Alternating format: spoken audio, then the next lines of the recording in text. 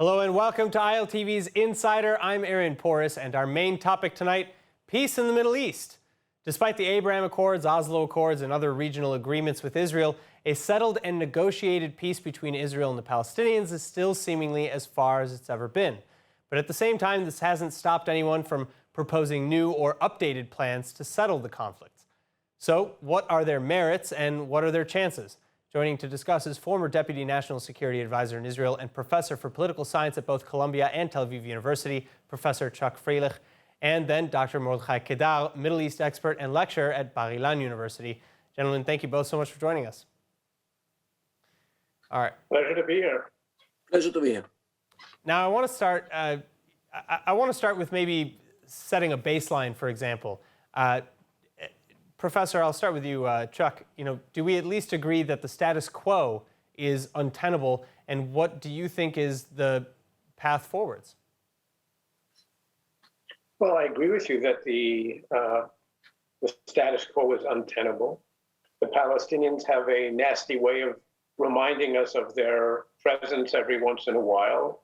In recent months, the last couple of years in general, we've been celebrating what we should legitimately be celebrating, the tremendous breakthrough with the Abraham Accords, the growing relations with UAE, Bahrain, Morocco, quietly other states. But then last year, around the Ramadan and Yom Ha'atzmaut, and this year the same thing, Independence Day, Hamas decides to remind us. So from that point of view, the situation is untenable. And it's untenable more fundamentally because facts are being created on the ground. The possibility to reach a two-state solution grows harder and harder every day. And Israel's very future as a predominantly Jewish and vibrantly democratic state is being put at risk. Moti, how would you like to jump in on that, especially since I understand that you're not much of a fan of the two-state solution either? Look, the two-state solution is a superficial solution because everybody should know that a Palestinian state in Judea and Samaria will turn inevitably into another Hamastan, just like what happened in Gaza. Because everybody remembers what happened in January 2006 when Hamas won the elections to the Legislative Council of the Palestinian Authority. It can happen again and again and again. Then everybody remembers as well how they took Gaza over by force. So this also can happen again, this time in Judea and Samaria. So everyone with a minimal ability to think understands that a Palestinian state will turn into another Hamastan either by elections or by coup d'etat. So the two-state solution is also a problem.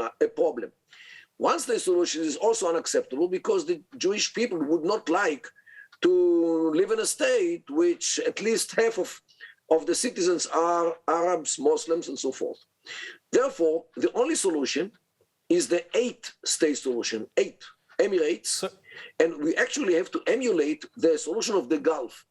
Means Emirates in the cities of Judea and Samaria, one emirate in Hebron, one emirate in Jericho, another one in Ramallah, another one in Nablus, Jenin, Tulkarem, and Kalkilia, in addition to the state which already exists for 15 years since 2007 in Gaza, which is functioning state. So I want to come back to the Emirates idea. I actually have several questions that I'd like to discuss with that. But again, at the moment, we have Defense Minister Gantz famously recently suggesting that we will eventually have a two-entity solution. He didn't want to stay two states because that has its own identity, so to speak, as being with the 1967 lines. But do we have partners on the other side in the Palestinian Authority today who can progress with Israel towards any solution?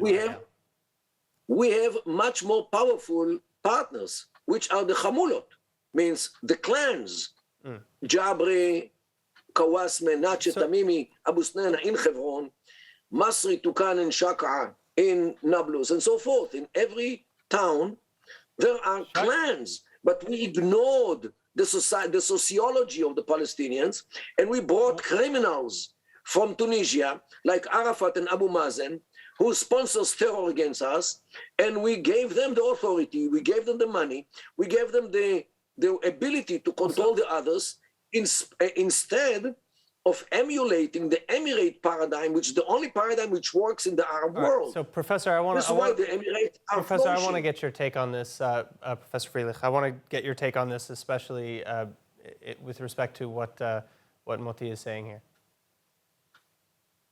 Look, I agree with Moti on the security risks. And as he said, anyone who doesn't see it is ignoring reality. But I think that the idea that this emirate approach could happen is simply delusional. There is no one on the Arab side willing to do this.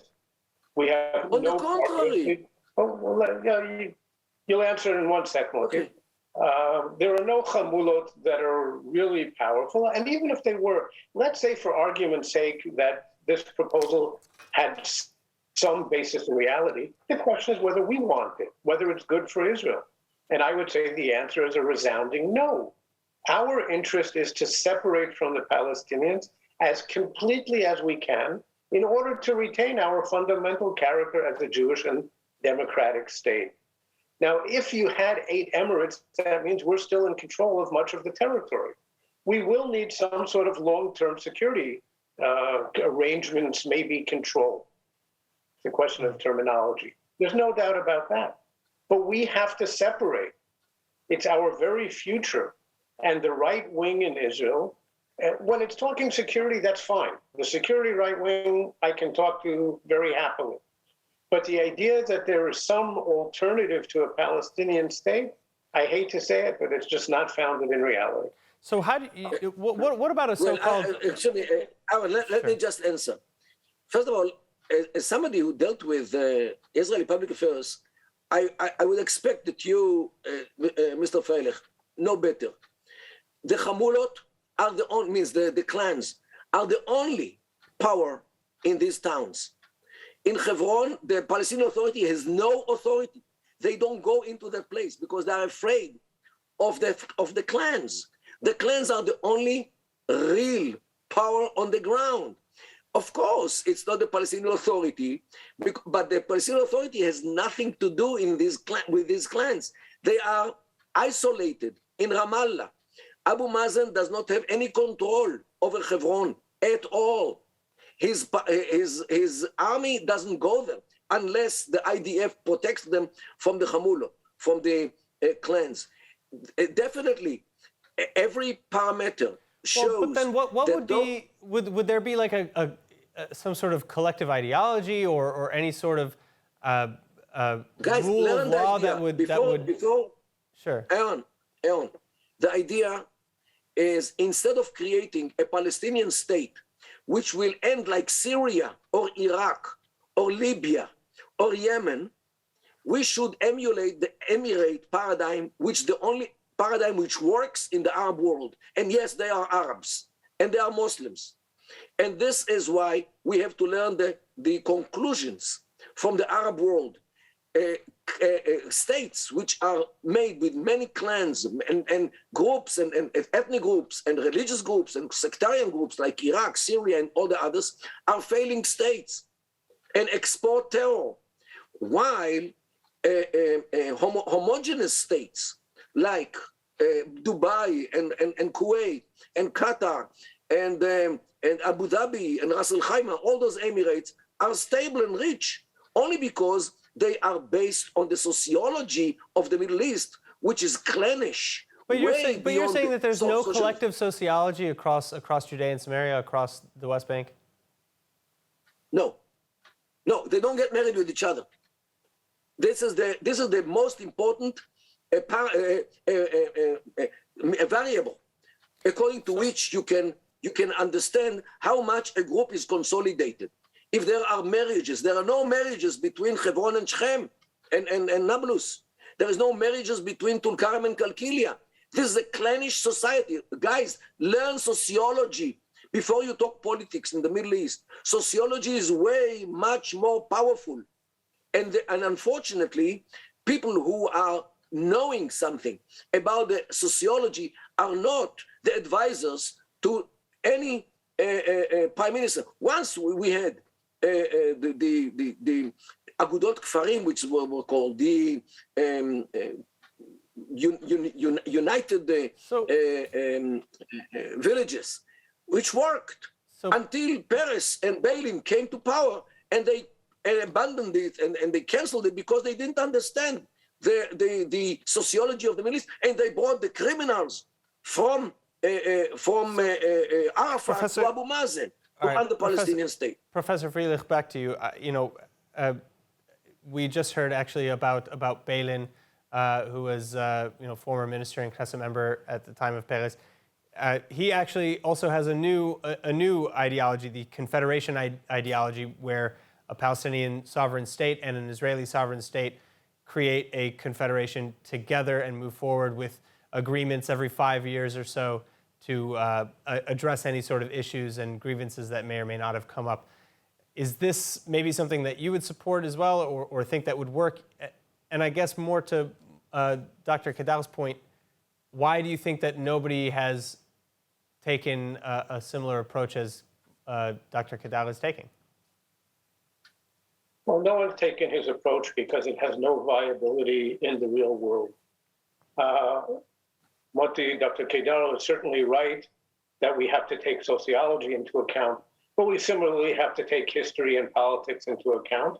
And like it or not, the fact is the entire Arab world and the entire world are united behind the fact that there should be an independent Palestinian state. You can go against that. You can go back to the 1970s and think of the village associations. You can do all sorts of things. The fact is the entire world is committed to a two-state solution, and there is no alternative that anyone is willing to talk about. Now, if somebody came up with a viable alternative, because the truth is we haven't succeeded in reaching the two-state, and the situation isn't there today either on the Palestinian side or the Israeli side. But until someone comes up with a realistic alternative, it remains the only one. Now, the idea of a confederacy, a confederation, could, in my opinion, be a second stage. But I think that the difficulties in achieving it as the first stage of a negotiated outcome would be at least as difficult as reaching the two states.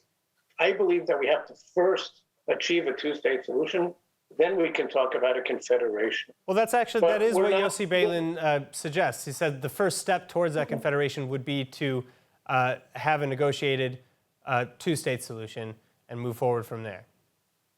Okay, first we have to do that.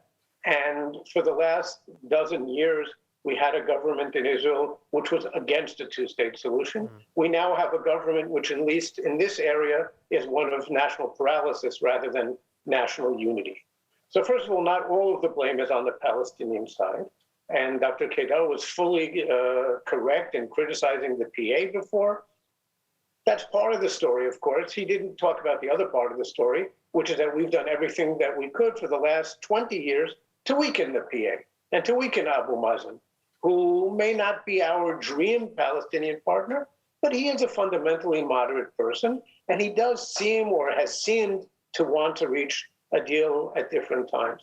Since I don't believe that either side is now ripe for a deal, what we should be doing is trying to the extent that we can, create the conditions for a future deal, but at least stop with our own hands creating a situation which prevents it. Stop settling outside the settlement blocks. Stop creating facts on the ground which make a two-state solution impossible. So, Moti, if we're talking about the emirate idea as well, that, again, we come into the issue of Gaza, which we haven't really addressed, and we also come in as... Gaza is another emirate. Emirate in Gaza, yes. Well, and as Professor Freilich has suggested, now, we also have the issue of settlement blocks. How would all of this be worked into a negotiation? How would Israel's ties to these emirates work functionally? How would security work? Would Israel's presence in and between these emirates have to be stronger or more invasive to a degree? How would you address these issues? Well, first, there are people who fell asleep like 15 years ago like Chuck, for example, and didn't wake up since then. Why? We have a state in Gaza, whether we like it or not. What happened is that Hamas, since they took over in June 2007, Gaza is a state. It has borders, it is a government, it is an army and police and military industry. They know how to produce missiles. And you know what? They are not only a state, they are a superpower. You know why? Because they succeeded to force us to feed them, to drench them, to give them electricity and fuel on whatever. And this is why Gaza is a state, whether we admit it or where we not. And we have to admit that the Gaza is a state. And Gaza, Hamas actually fragmented already the PA, and there is no PA anymore. You have a government in Gaza, which we have to recognize as a state. And since then, to deal with them as a state, if they are nice, we can have nice things with them. And if they are not nice, we can deal with them the way you'll deal with a not nice country. And there are ways how to persuade them to behave, since they are a state. Okay? This is the way how to deal with Gaza. And since Hamas already fragmented the PA, we can continue doing it and establish an emirate in Hebron, another one in Shem, and so forth. And this is the reality. There are some people what who would still prevent, what would dream prevent, of- I mean, again, though, if we're talking about these different sectarian groups, these different clan groups, against a power, networked, strong and well-funded organization like Hamas, Islamic Jihad, how would they maintain their sovereignty any better than the Palestinian Authority? Chuck, I'll go to you. Well, again, this question comes from ignorance. Because so Chuck, wherever in the... Well, I would like to hear what Chuck had. Okay. This question comes from ignorance. Because wherever the clans have the control, they are kicking out all the jihadists before the others. And this is why the only security, the only arrangement which will bring security to Israel is to delegate the authority to the clans, just like what happened in the Anbar area, which the Americans found out in 2006, that this is the way to stop terror in Iraq. And as long as the commanders, the American commanders in Iraq, understood the clannish culture and the way how to deal with the clans, as long as there was no terror in that place. Right. But when people come from the West, especially from America, and they think like Americans, as if the Middle East works like America, they fail time and again. And Begin is the last one on earth whom I will ask after he failed time and again with the Palestinians. Chuck? Look, I'm not sure that I would hold out the American experience in Iraq as being the ultimate example of how to successfully deal with terrorism. This entire discussion, to be honest, I debated whether to even join it because I don't like to waste my time talking about ideas that have no viability in the real world. No one will talk about this. Now, much of Moti's criticism is correct. Of course, Hamastan, Gaza has become, excuse me, for all practical purposes, a state. And if we don't watch things, then the West Bank will fragment and we will manage to create an even worse situation. What people like Moti do not have an answer for, the entire right in Israel, and I don't think the left, by the way, has an answer on the security level. But what the right doesn't know how to answer is, how do we maintain our Jewish and democratic character? Now, already today, 2022, not in some far-off future, today, if you take the population of the entire area under Israeli control, so the West Bank and Israel itself, the ratio between Jews and Arabs is 60-40. Now, so 40% not Jewish. Now, Zionism never said that the state has to be 100% Jewish to be a Jewish state, but it did have to have an overwhelming majority. The right wing, especially people who take off in flights of fancy that have no basis in reality, are dooming the Jewish people to an end of the Jewish state. It took us 2,000 years to restore our national sovereignty. It was semi-miraculous that we managed to do so 74 years ago. And now, by our own hands, we are creating a situation which is sowing the seeds for the end of the entire Zionist enterprise. So I think what we have to do is talk about things that are realistic.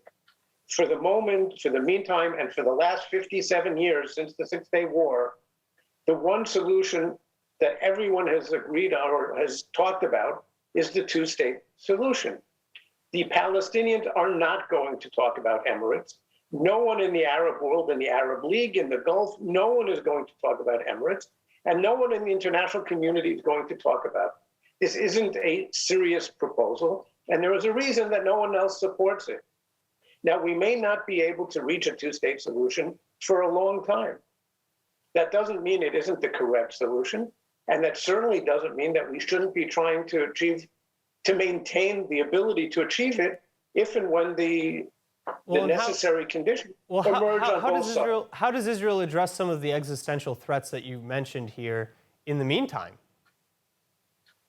Well, there are two existential threats, or potentially so, and one is the demographic one.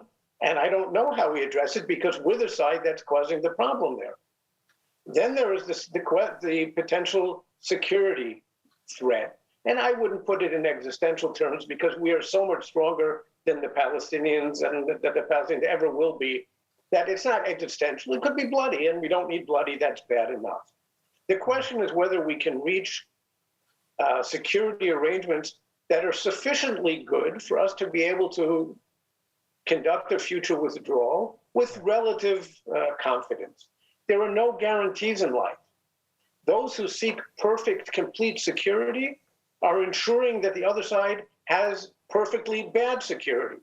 So it's always a matter of risk management. And the question is, can we reach a reasonable solution? Unfortunately, I have to cut it here, but I want to thank both of you, again, Dr. Kedar, Professor Freilich, for joining us. It's been a pleasure to discuss this. And everybody at home, thank you as well for joining us. I'm Aaron Porras. This was ILTV's Insider. Please tune in next time for more on everything Israel, and let us know in the comments online if there's a topic that you'd like us to cover next. And finally, for more on the latest updates from Israel, make sure to subscribe to our newsletter at iltv.tv and sign up for our streaming platform, ILTV Plus. Thank you again. Be well, and we'll see you soon.